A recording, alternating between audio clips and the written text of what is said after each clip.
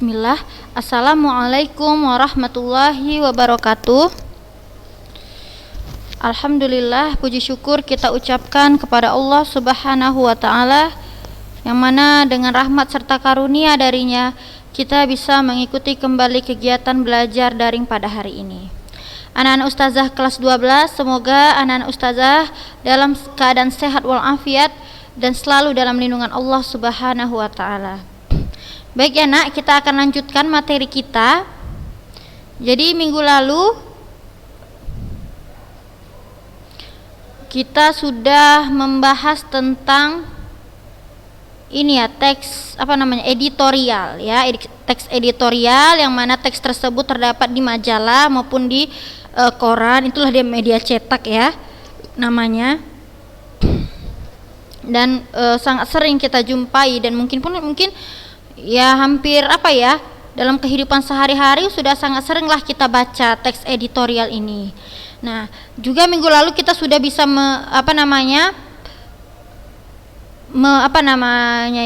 kita sudah mempelajari tentang contoh-contoh opini ya. Ada beberapa jenis opini ya, seperti kritik, ada penilaian, ada prediksi, harapan serta saran. Itu semua sudah kita pelajari ya.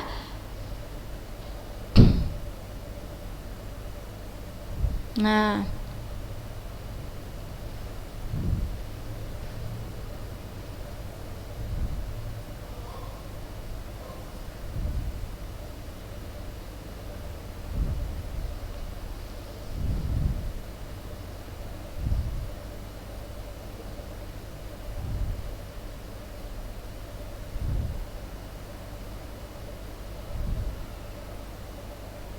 oke, coba kita baca ini. Ya, menentukan isu aktual dari berbagai media informasi. Isu aktual, fenomenal dan kontroversial dapat dibaca pada berita utama suatu surat kabar atau berita utama di radio dan televisi.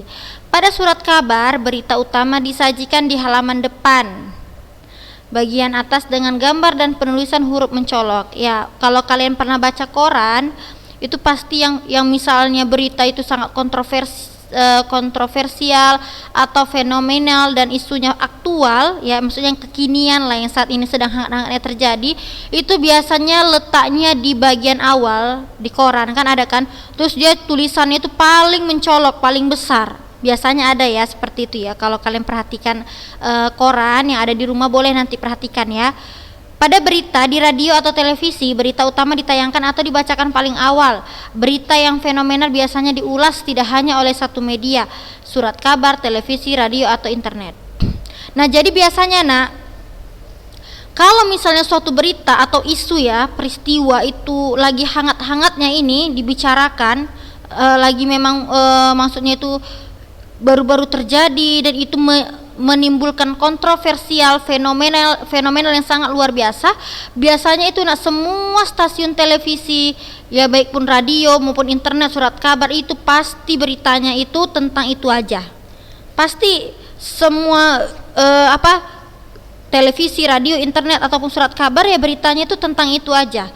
Itulah namanya aktual, paham ya? Aktual itu ya, aktual itu memang dia lagi hangat-hangatnya diperbincangkan. Nah, karena memang aktual ini pula yang dicari orang, untuk dinikmati orang, yang orang itu penasaran sebenarnya beritanya ini gimana gitu kan. Nah, sama dia ya, tetapi oleh banyak media dengan publikasi berulang-ulang ya, benar ya. Pasti anak-anak ustazah pernah lah melihat misalnya tidak hanya di televisi siaran TV yang ini saja yang menayangkan berita tersebut, tapi di saluran televisi yang lain juga, maupun di radio, kita lihat media sosial pun itu juga beritanya, kita lihat surat kabar itu juga beritanya. Itulah namanya dia beritanya itu masih hangat-hangatnya, masih aktual, serta menimbulkan yang namanya perdebatan. Itulah dia kontroversial. Berita yang kontroversial adalah berita yang mengundang perbedaan pendapat di masyarakat. Ya, perbedaan pendapat itu dapat menimbulkan polemik atau perdebatan. Itulah namanya kontroversial ya. Jika muncul di surat kabar, polemik ini biasanya ditandai dengan munculnya opini. Di televisi atau radio, polemik muncul dalam bentuk diskusi, debat atau konferensi. Ya. Jadi ada ya misalnya di televisi ini untuk lebih mengetahui informasi lebih dalam biasanya mengundang yang namanya narasumber. Nah itulah makanya dilakukan diskusi ataupun debat, walaupun ya memang kita nggak boleh berdebat memang ya, tapi untuk diskusi ya itu salah satu pembelajaran bahasa Indonesia. Memang berdiskusi pasti kita mengundang narasumber yang maksudnya yang ahli lah dalam bidang tersebut, yang terkait dalam pemberitaan tersebut diundang. Pasti Ananda sekalian pasti pernah lah melihat di siaran televisi itu seperti itu ya. Untuk apa diskusi tersebut? Untuk memecahkan suatu permasalahan, itu dia.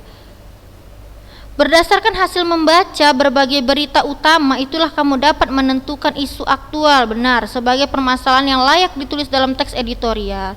Nah, jadi makanya Ustazah katakan, teks editorial ini berkaitan dengan yang namanya berita. Jadi dari suatu berita yang lagi hangat-hangatnya, dari suatu berita yang memang berita utama yang sangat aktual, maka kita sebagai penulis nih, kita buat opini kita buatlah dia namanya teks editorial.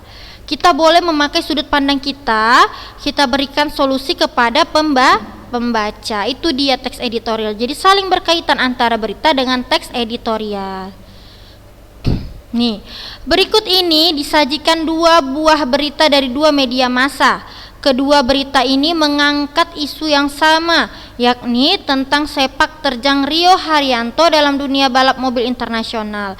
Isu dari kedua media massa tersebut ternyata diangkat pula oleh hampir semua media massa nasional dan lokal. Artinya isu tersebut dapat dikatakan sangat aktual ya, tetapi juga mungkin sangat fenomenal dan kontroversial. Cobalah untuk mendalaminya sehingga kamu dapat menemukan isu aktual, fenomenal dan kontroversial. Ikutilah langkah-langkah berikut ini. Nah, bacalah teks berita berjudul Rio ingin jadi pembalap utama berikut ini secara mendalam. Oke, kita baca ya. Rio ingin jadi pembalap utama. Beredarnya rumor tim balap Formula 1 Manor Racing akan menggunakan 3 pembalap pada musim balap pada tahun ini, ditepis manajer Rio Haryanto, Piers Huniset. Menurut pria asal Inggris itu, negosiasi dengan Manor hingga saat ini terus berlanjut sampai Manor mengumumkan pembalapnya. Huniset juga menegaskan posisinya bahwa pihaknya hanya ingin Rio menjadi pembalap utama dalam tim asal Inggris itu berpasangan dengan pembalap Jerman Pascal Wehrlein yang sudah diumumkan sebelumnya sebagai pembalap Manor. Menurut Piers, Manor akan segera mengumumkan pembalapnya dalam beberapa hari ke depan.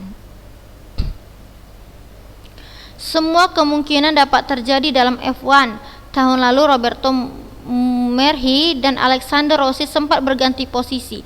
Tapi yang kami inginkan adalah bagaimana Rio bisa menjadi pembalap utama. Negosiasi terus berlangsung hingga saat ini, kata Huniset kepada pers di Jakarta. Rumor 3 pembalap yang akan digunakan oleh Manor dilontarkan oleh sejumlah media otomotif asing.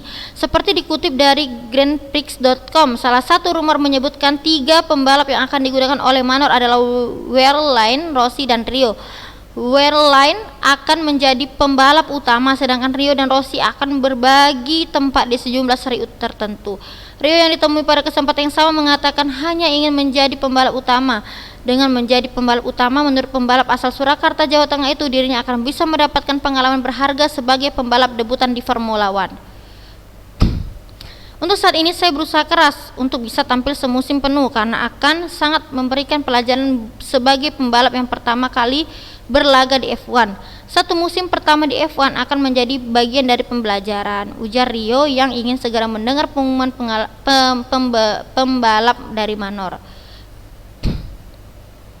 Dengan menjadi pembalap utama, Rio tentu memerlukan dukungan dana yang besar. Sejauh ini manajemen Rio, PT Kiki Sport, baru membayarkan 3 juta euro dari total 15 juta euro yang diminta oleh Manor.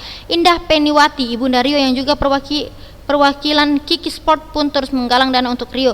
Pada Selasa 16 bulan 2, Indah bersama Rio dan Huniset menemui pendiri PT Saratoga Investama Sedaya, Sandiaga S. Uno. Sandiaga mengatakan akan segera mempelajari proposal permohonan dari Rio dan segera berkomunikasi dengan Ketua Kamar Dagang dan Industri Indonesia.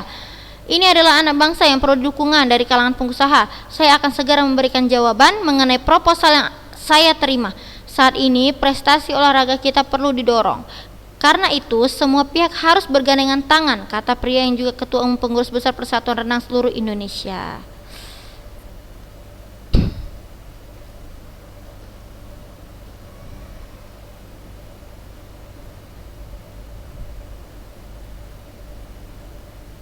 Kira-kira kalau ini isu aktualnya apa menurut anak-anak ustazah? Inilah isu aktualnya. Rumor tentang tim balap Formula One Manor Racing akan menggunakan 3 pembalap pada musim balap pada tahun ini. Ini ya. Ini masih isu ya kan, belum tentu kebenarannya. Lalu apa? Informasi tersebut ditepis oleh manajer Rio Haryanto. Menurut pria asal Inggris itu, negosiasi dengan Manor hingga saat ini terus berlanjut sampai Manor mengumumkan pembalapnya.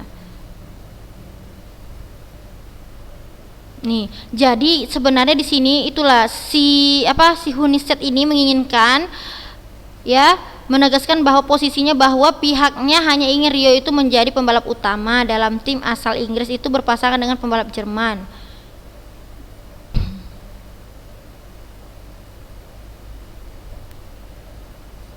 Nah, jadi di sini istilahnya kita bilang dari pihaknya Rio Haryanto itu menginginkan Rio itu tetap menjadi pembalap utama gitu ya. Disitulah di aktualnya. Nah, ini ya rumor 3 pembalap yang akan digunakan oleh Manor dilontarkan oleh sejumlah media otomotif asing seperti dikutip dari grandprix.com. Salah satu rumor menyebutkan 3 pembalap yang akan digunakan oleh Manor adalah Wehrlein, Rossi dan Rio. Wehrlein akan menjadi pembalap utama. Nah, inilah yang yang menjadi isu, adanya rumor ya, adanya 3 pembalap yang akan digunakan oleh Manor. Tetapi itu sudah ditepis oleh siapa tadi? Sudah ditepis oleh manajer Rio Haryanto sendiri, bahwasannya pihak Rio Haryanto itu tetap ingin Rio itu menjadi pembalap utama. Nah, tetapi karena dananya cukup banyak, harus adanya fasilitasi, maka dibutuhkanlah suatu dana kan gitu kan, pengumpulan dana, maka mereka meminta ya atau membuat proposal dan mengirimkannya ke ini PT Saratoga Investama Sedaya, yaitu Sandiaga Uno. Dia itu akan mempelajari lebih jauh proposal permohonan dari Rio, dan kalau memang itu cocok ya dana tersebut akan diberikan untuk mensupport Rio Haryanto sebagai pembalap utama. Jadi di sini itu tadi ya aktualnya, karena adanya rumor ini tadi, adanya tiga pembalap ya, 3 pembalap pada musim balap pada tahun ini ditepis manajer Rio Haryanto. Inilah dia isu-isunya, kalau Ustazah bilang informasi aktualnya yang lagi hangat-hangatnya ya. Nah, tapi kita disuruh bandingkan sama teks ini. Jadi menurut anak-anak ustazah, kalau kita baca berita tersebut, ada nggak kontroversialnya? Tahu kenapa itu kontroversial? Kalau kontroversial itu dia menimbulkan perbedaan pendapat. Kalau ustazah membaca teks yang pertama ini iya, dia menimbulkan perbedaan pendapat. Ya, pastinya anak-anak ustazah kalau berita ini sudah dikonsumsi publik, itu akan kontroversial. Ada orang yang menyetujui atau pihak yang menyetujui ya kerjasama atau adanya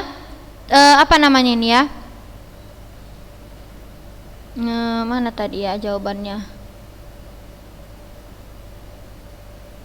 adanya pihak yang menyetujui ya bekerja samanya 3 pembalap ya yang akan digunakan oleh Manor.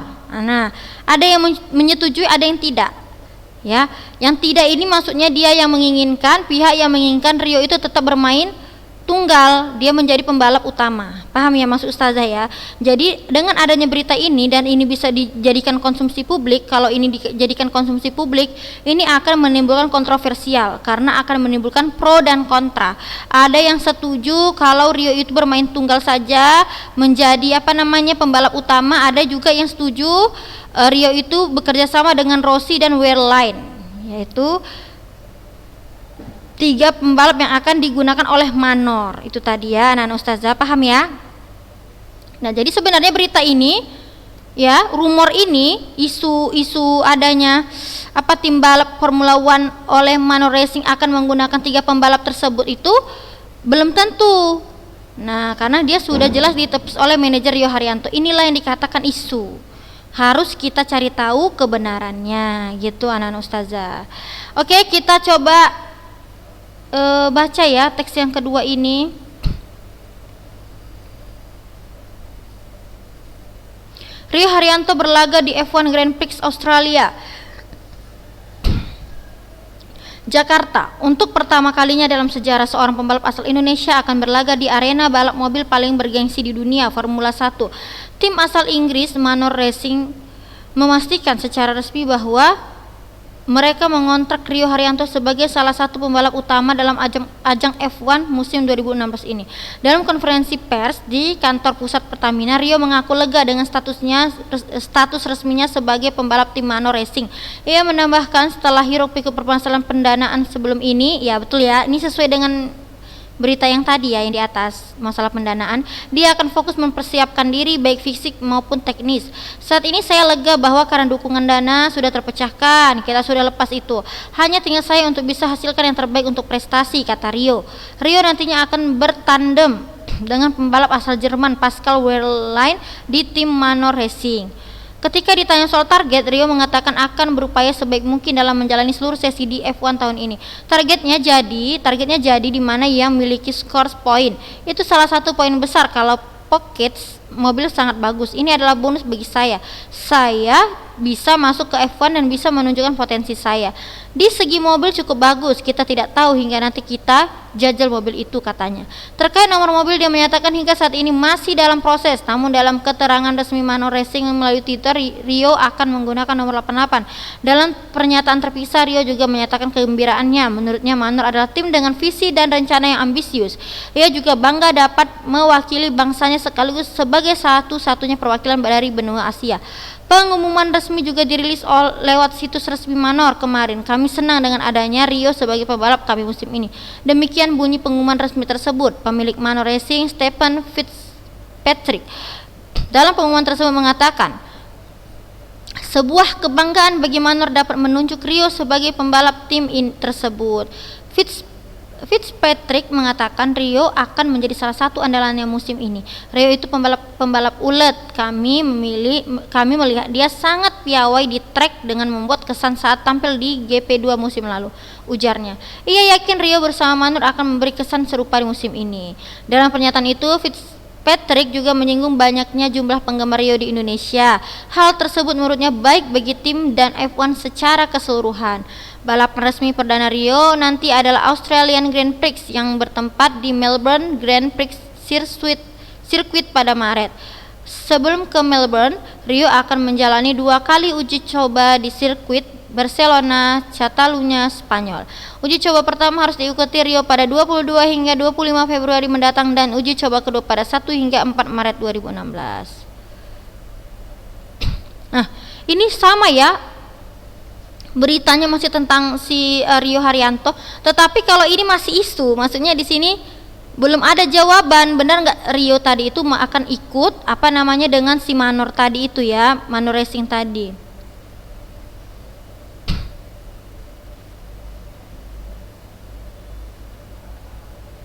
Nah, ini kan tadi dia mengatakan negosiasi dengan Manor hingga saat ini terus berlanjut sampai Manor mengumumkan pembalapnya.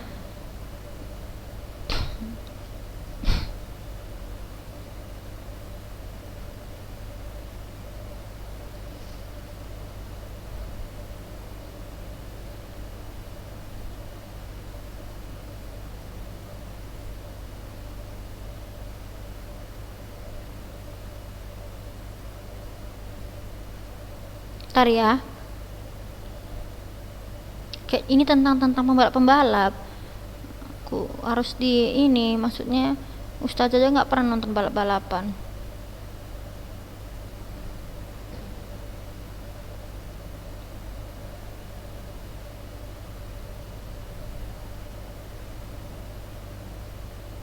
Nah, ini tadi sudah terjawab. Di sini Rio Haryanto kan dia ingin mengatakan bahwa dia hanya ingin menjadi pembalap utama ya. Dengan menjadi pembalap utama menurut pembalap asal Surakarta itu dia akan bisa mendapatkan pengalaman berharga. Tapi kalau di sini rumor ini kan dia mengatakan bahwasannya si Wehrlein yang akan menjadi pembalap utamanya. Tapi pada teks ini sudah terjawab semua kontroversi itu. Nah, bahwasannya ini Rio Haryanto tetap dia bergabung dengan si apa tadi? Manor Racing, dan dia tetap menjadi pembalap utama ya kan. Di sini sudah terjawab ya kan, masalah dana pun sudah selesai gitu ya.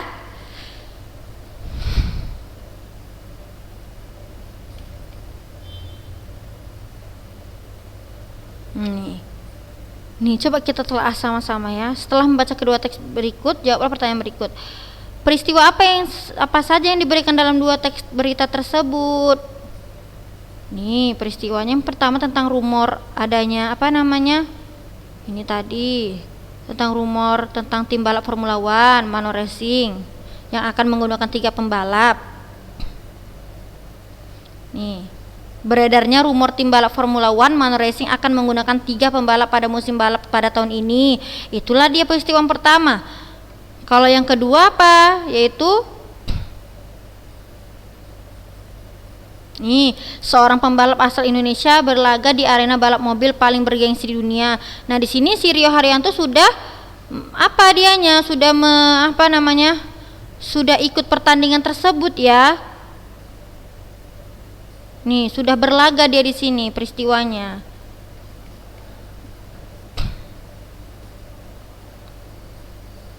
Sebutkan fakta yang terdapat pada teks tersebut. Ya pastilah ada fakta. Kalau yang teks pertama, lihat ini. Kita kan sudah tahu pada Selasa Indah bersama Rio dan Huniset menemui pendiri PT Saratoga Investama Sedaya. Lalu Sandiaga mengatakan akan segera mempelajari proposal permohonan. Ini benar, ini fakta. Lalu juga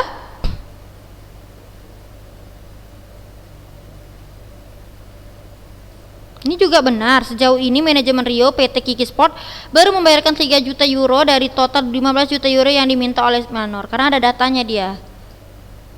Nih, ya kan? Ini juga negosiasi terus berlangsung hingga saat ini, kata Huniset. Ini juga karena sudah ada kejadiannya memang sudah terjadi ya, fakta.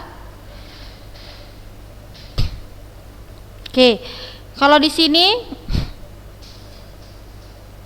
nih, Manor Racing memastikan secara resmi bahwa mereka mengontrak Rio Haryanto sebagai salah satu pembalap utama dalam ajang F1. Di sini dia sudah terjawab bahwasannya Rio Haryanto serta manajemennya sudah menerima tawaran dari Manor. Berarti negosiasi yang ada di teks pertama itu sudah selesai, paham ya nak? Negosiasi yang ada pada teks pertama itu sudah selesai. Rio Haryanto bergabung dalam timnya si Manor Racing, tapi dia itu menjadi pembalap utama, bukan si Wehrlein tadi ya kan? Udah terjawab isunya ya.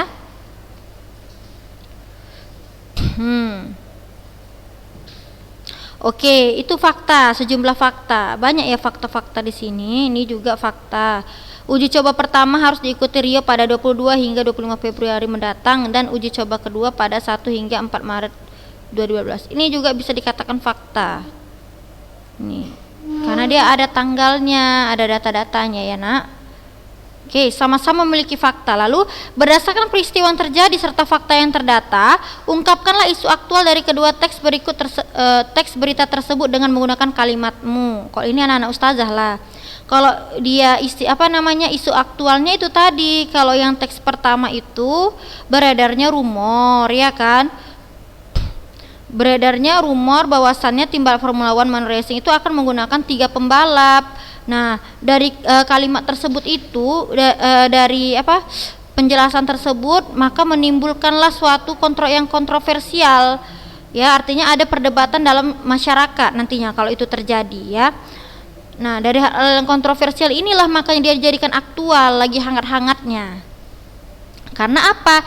Di sini pihak manajemennya belum memutuskan atau menegaskan bahwasannya belum ada negosiasi antara pihak manajemen Rio dan Manor Racing. Jadi di sini masih aktualnya itu masih masih gantung gitu kabar-kabar isunya tersebut mengenai 3 pembalap yang akan digunakan pada musim tahun ini. Nah, tapi pada teks kedua ini sudah terjawab. Aktualnya adalah Rio tetap dijadikan apa? Rio Haryanto, ya, pembalap asli Indonesia sudah berlaga di arena balap mobil paling bergengsi di dunia. Itulah yang menjadikan aktual, dan seluruh misalnya televisi, surat kabar, internet, siaran TV lainnya itu yaitu menyiarkan tentang Rio Haryanto. Karena apa? Dia membawa harum, ya, nama baik negara Indonesia. Itu di aktualnya kalau ustazah, ya. Kalau bahasa kalian saya nggak tahu lah. Karena kan apa, Rio Haryanto ini sudah bisa dia berada pada laga arena balap mobil paling bergengsi di dunia. Tentu ini menjadi inilah berita yang hangat-hangatnya. Aktual itu karena berita yang hangat-hangatnya. Inilah nantinya yang apa ya, berita yang hampir seluruh media itu ini aja beritanya. Gitu ya, paham ya?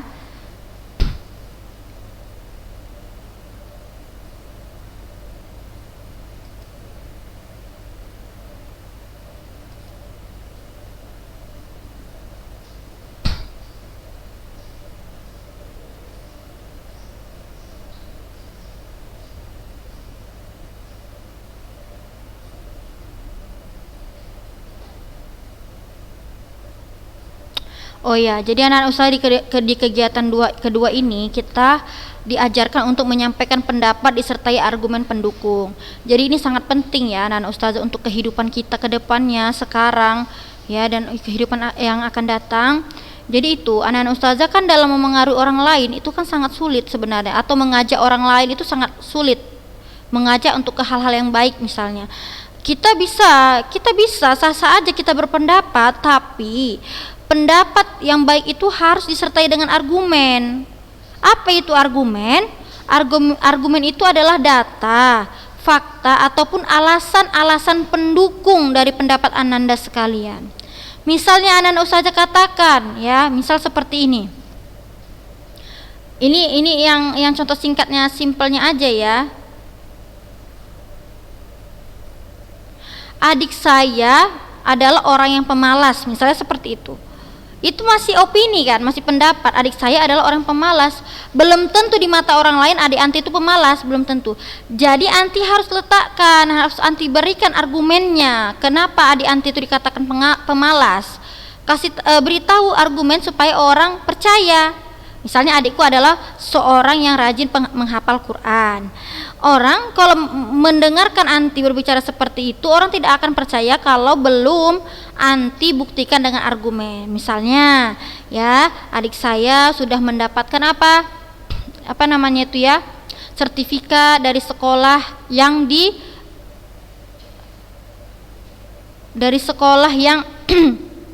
misalnya adik saya sudah mendapatkan sertifikat dari pihak sekolah yang mana sertifikat tersebut sudah mengesahkan bahwasannya adik saya yang bernama ini sudah menghafal 30 juz. Dibuat misalnya pada tanggal berapa itulah dimaksudkan dengan argumen. Jadi argumen itu dia memang ada faktanya, ada datanya serta alasan yang logis. Jadi anak-anak ustazah kalau mau membuat suatu berita atau editorial kan anak-anak ustazah harus baca dulu, dan anak-anak ustazah harus mengamati dulu kan. Misalnya peristiwa yang terjadi, contohnya peristiwa saat ini yang terjadi adalah tentang yang lagi hangat-hangatnya apalah. Oh, yang lagi hangat-hangatnya tentang vaksin corona yang akan dibagikan ya ke kita. Itu kan lagi hangat-hangatnya tuh, lagi aktualnya. Nah, ananda cari tahu, kalau misalnya membuat editorial tentang itu harus tahu strateginya, misalnya dengan memakai angket, cek silang, melalui berbagai strategi baik wawancara ataupun melalui observasi. Bisa dengan wawancara, yaitu siapa yang kita wawancarai adalah narasumber yang memang ahli, narasumber yang memang mengetahui ya tentang keberadaan vaksin tersebut. Bisa misalnya melalui Menteri Kesehatan kita cari tahu ya kan, itu juga bisa. Itulah namanya argumen. Misalnya kalian buat vaksin corona saat ini sudah ditemukan, nah itu masih opini, itu masih pendapat, masih tesis kalau Ustazah bilang ya, pandangan penulis, paham ya? Jadi misalnya Ananda katakan vaksin corona saat ini sudah ditemukan. Nah, buktikan kalau sudah ditemukan, berdasarkan apa Ananda membuat opini tersebut atau tesis tersebut, dengan wawancara berdasarkan misalnya wawancara yang dilakukan oleh Menteri Kesehatan dan ini. Bahwasannya vaksin virus corona sudah ditemukan dan akan didistribusikan secara bertahap yang insya Allah nantinya akan diberikan ke seluruh rakyat Indonesia secara bertahap, misalnya seperti itu. Jadi ada argumennya, alasan yang kuat.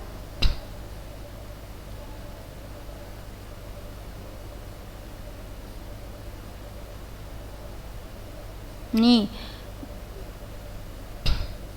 ya, sudut pandang yang dapat digunakan harus diupayakan beragam agar analisisnya lengkap. Misalnya kamu dapat menggunakan sudut pandang ekonomi, sosial, psikologi, dan politik. Jadi setiap peristiwa itu boleh kita buat sudut pandang kita. Misalnya yang gak cocok sama kita kan, masalah misalnya banjir yang terjadi. Misalnya kalian buat seperti ini, banjir terjadi akibat karena bumi kita yang sudah tua. Misalnya Ananda buat gitu, sah-sah aja. Tapi Ananda sekalian harus bisa buat argumennya.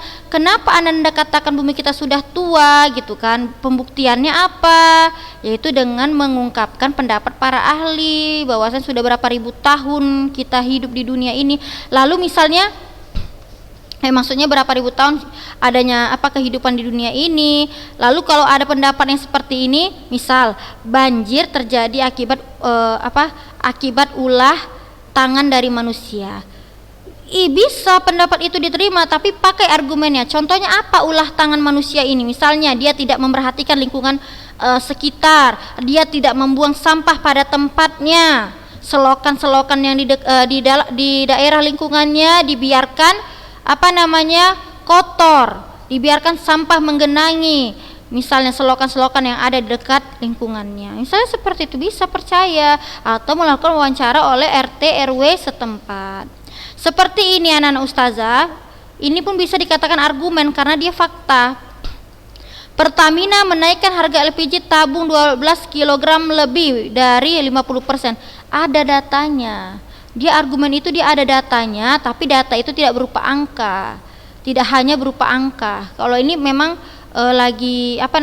kalau Ustazah bilang memang kebetulan ini angka ya kan. Nih, ini argumen. Ini juga argumen, akibatnya sampai di tingkat konsumen harganya menjadi 125.000 sampai 135.000. Inilah argumen. Nah, ini dia opini. Kenaikan harga itu mengharuskan presiden yang sedang melakukan kunjungan kerja di Jawa Timur meminta wakil presiden menggelar rapat mendadak dengan para menteri terkait. Ini dia masih pendapat. Apalagi ada kata mengharuskan, ya kan? Nih. Pemerintah mendapatkan keuntungan besar dari penambangan minyak dan bumi. Nih, dari mana dia tahu dapat keuntungan besar? Buat data-datanya. Ini belum bisa dipercayai. Nih, kalau katanya dapat keuntungan besar boleh dibuktikan ini. Nih namanya data-data. Dibuktikanlah dengan namanya fakta. Oke, anak ustazah. Insya Allah minggu depan kita akan lanjutkan tentang struktur teks editorialnya ya. Jadi dibaca dulu teks editorialnya ini tentang struktur ya nak. Oke, sekian dari ustazah, anak-anak ustazah. Semoga apa yang sudah ustazah jelaskan dapat dipahami dengan baik ya, dan semoga Nanda selalu dimudahkan segala urusannya. Sekian, assalamualaikum warahmatullahi wabarakatuh.